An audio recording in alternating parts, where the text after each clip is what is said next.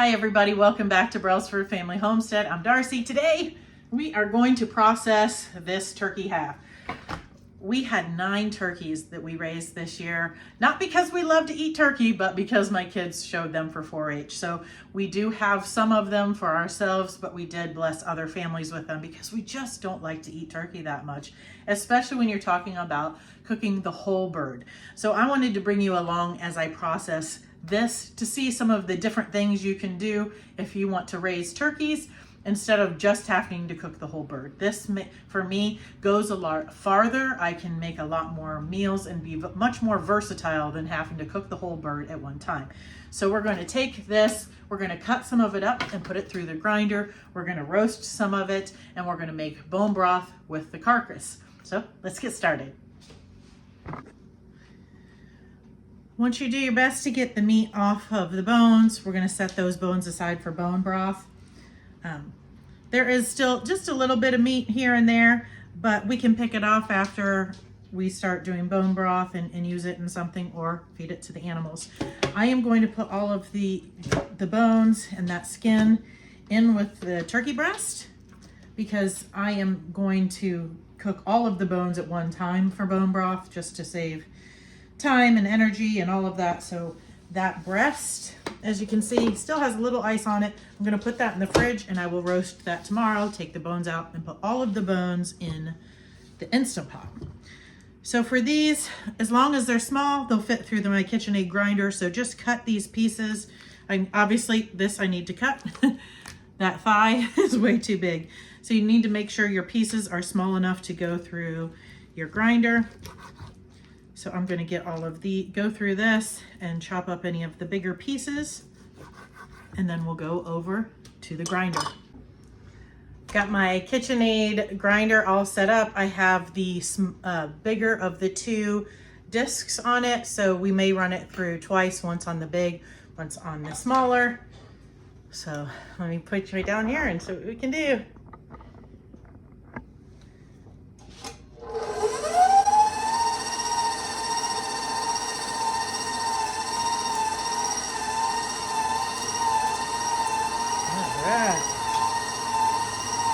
Working really well.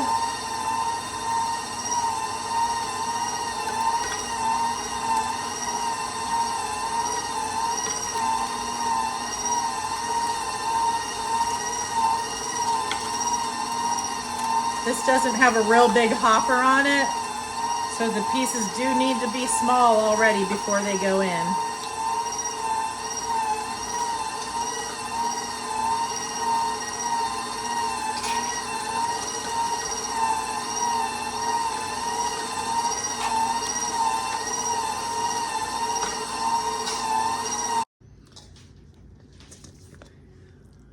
I like the looks of that, but I'm going to go ahead and put the smaller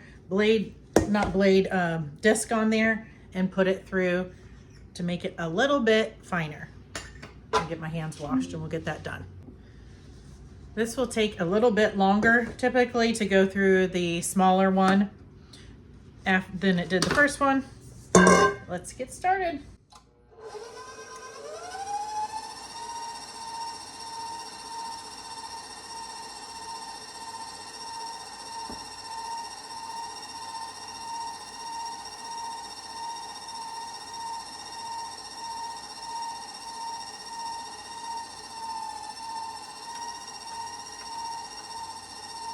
Here it is. I'm pleased with the way that looks. I'm going to go ahead and get this cleaned up and then we'll weigh this so I can separate it for the things that I want to make.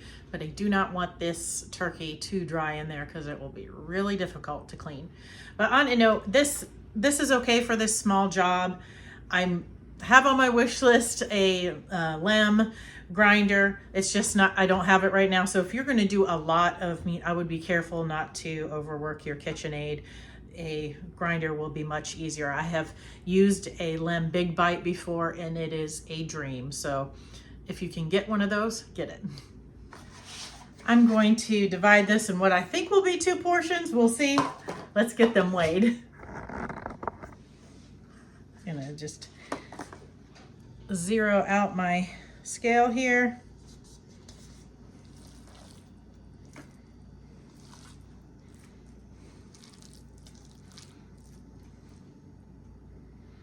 Okay.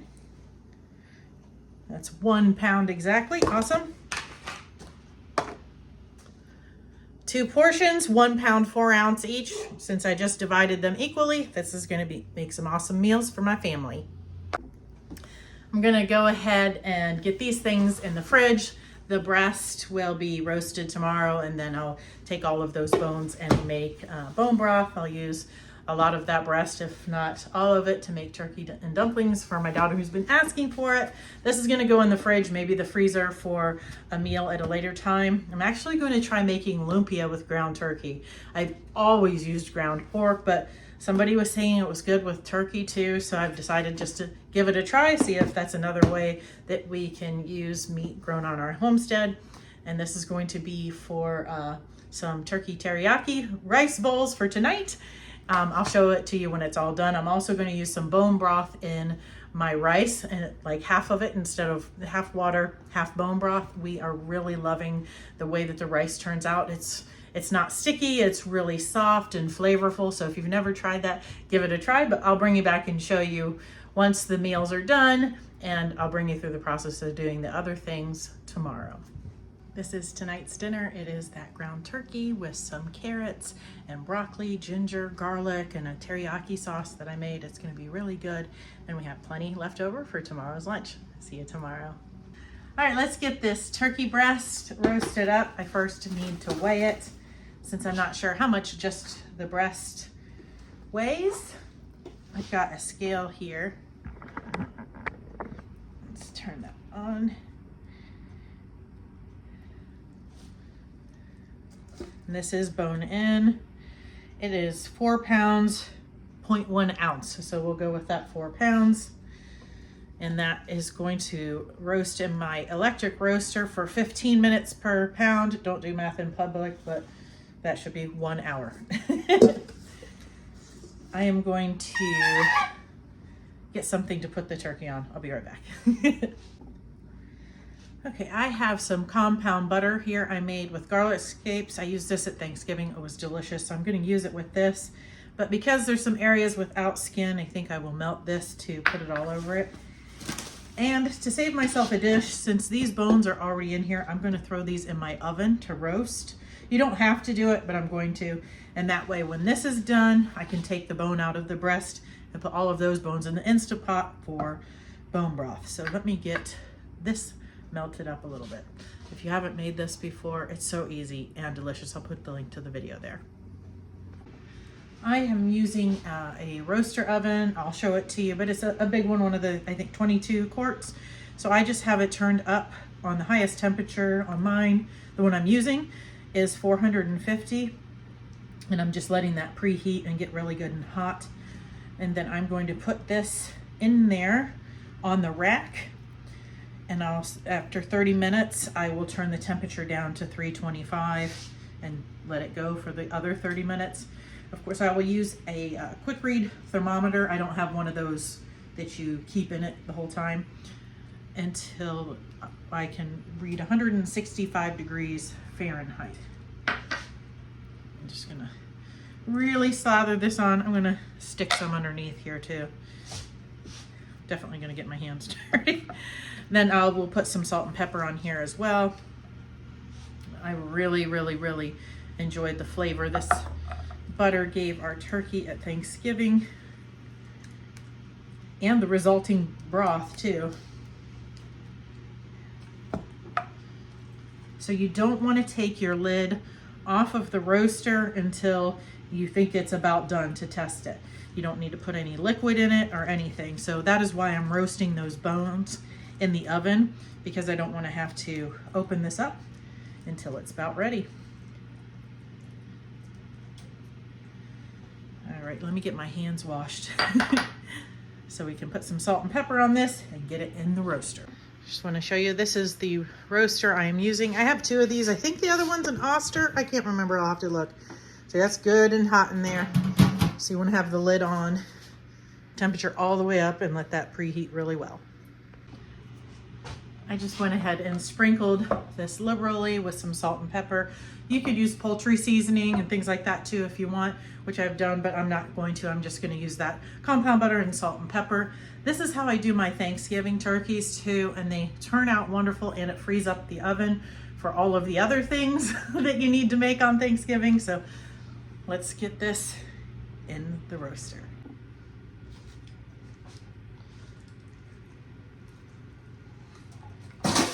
Well,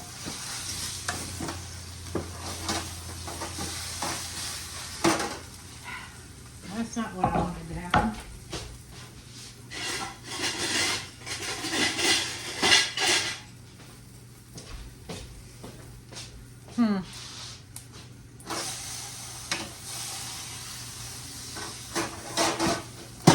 There we go.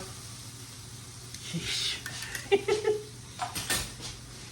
Might as well scrape off some of this butter that got left behind from spinning it over. Not waste any of that. All right. 30 minutes at this temperature, then we'll turn it down to 325, not taking the lid off, for another 30 for the weight of my turkey breast. It's 15 minutes per pound, if I didn't already say that. The time is up. Let's give it temperature check. I'll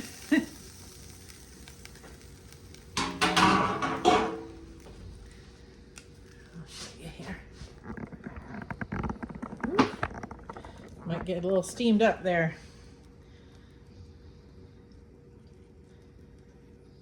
Oh yeah, that's more than done. I should have probably checked that a little bit ago. All right, let's get that out of here. I'm going to put it in this pan right here. Let's see if I can let you see what I'm doing.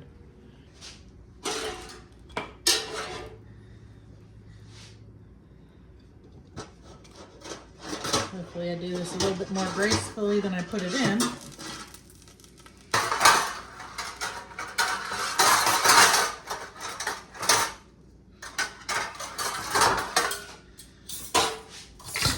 Alright.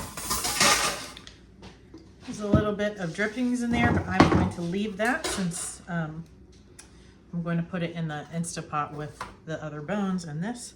So I'm going to let this rest for just a little bit before we slice it up. While that's resting, I'm going to go ahead and get this Instant Pot ready. Don't want to waste any of that flavor. I'm going to put a little bit of water in there to make sure we get it all.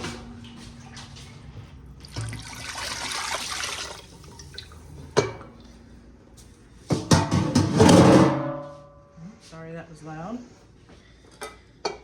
Okay, and I just roasted these for like 30 minutes in the oven, just so they weren't completely raw. That just got baked on there. That's not like blood sitting there.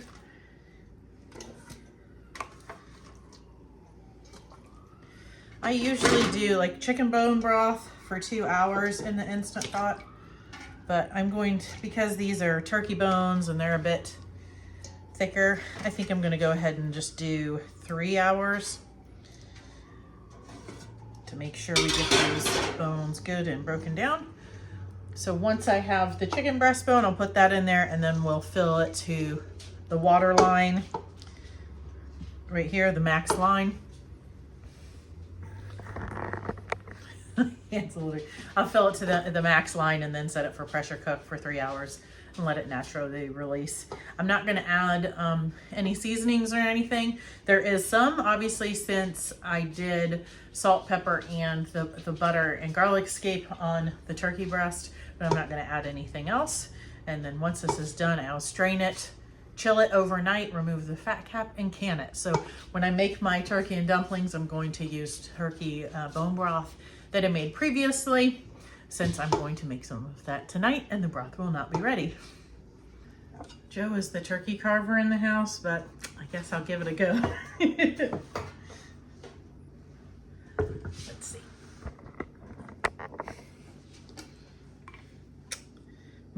looks good. I guess I should peel off the skin because it's not going to be going in most of what I'm using. It looks good. Oh, super juicy. I'm not going to throw that away, so.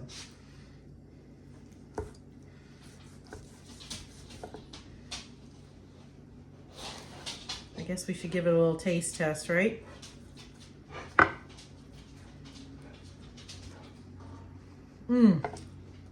Wow, that's good. That's really good. I'm just going to cut this off in slices, and then I'll chop it up to put in for turkey and dumplings, and then whatever else we're going to use it for.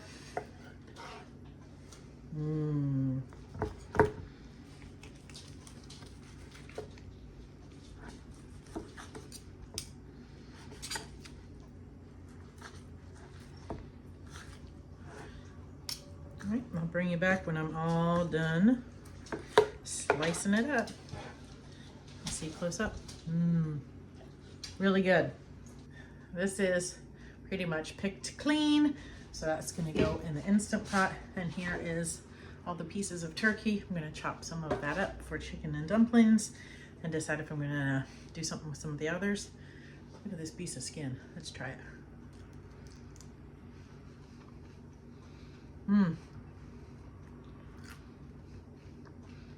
I haven't ate skin for a long time. That's good. All right, now I need to get this cleaned up and let's get the Instant Pot going. I think what I'm gonna do with this is cut up a couple of cups for the turkey and dumplings and then leave some big pieces for the other child who will not want the turkey and dumplings. I don't cook multiple meals every night, but I am making this turkey and dumplings by request from one of my children, knowing that we don't have other leftovers and the other one does not like it at all. So let's get this prepared. For turkey and dumplings, I think you can just do whatever you want. I'm just going to cube it up basically. And then I'm gonna leave some slices like that for my other child to eat for her dinner or for our dinner. Right, I get this cut up.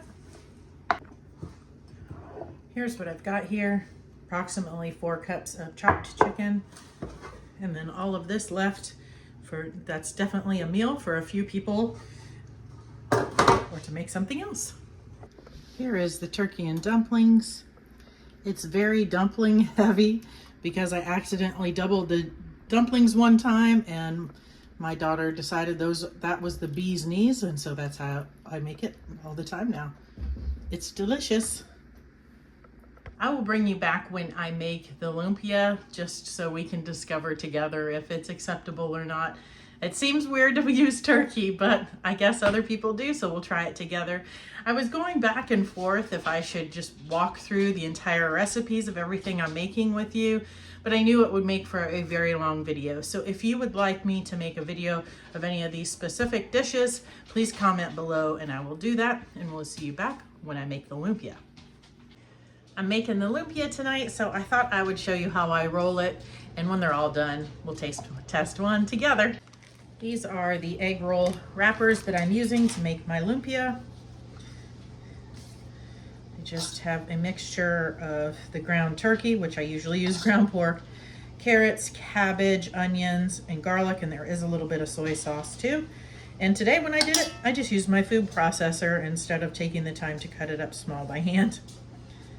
And I just roll them up, and a little bit of water on that corner seals them up, and I will fry these in tallow. Here is a lumpia. Before I go and have dinner with my family, I wanted to share it with you, so.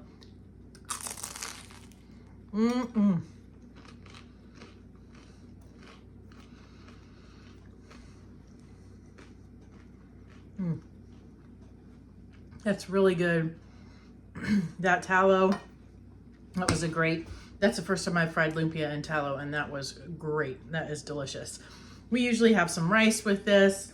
Sometimes one of my kids will dip it in soy sauce, or like a sweet Thai chili sauce that we make. If I wanted to be real authentic, I should get some lime and some soy sauce and little tiny hot peppers and smash them all together. I really need to do that. I think I'll grow those peppers this year. Now I get to go eat my dinner. I have a bunch of lupia left over for some more meals for my family. We have already eaten. This was really delicious. I could not tell any difference between using turkey and pork, so I'm really happy about that, since turkey isn't our favorite meat, but we always have them since my kids show them for 4-H. I will definitely utilize that more. That half of a turkey has given us many meals. I made all of that turkey and dumplings, which made a lot. I probably should freeze some of it. And so that made a couple of meals. The ground turkey for the lumpia, then the ground turkey for the rice bowls, and then we had sliced turkey for some meals. So it really stretched for really the whole week worth of meals. So it was well worth it. I hope that you've enjoyed coming along as I fixed turkey some different ways. Hopefully maybe it gave you some ideas on how to use turkey at your home. Until next time, guys, God bless.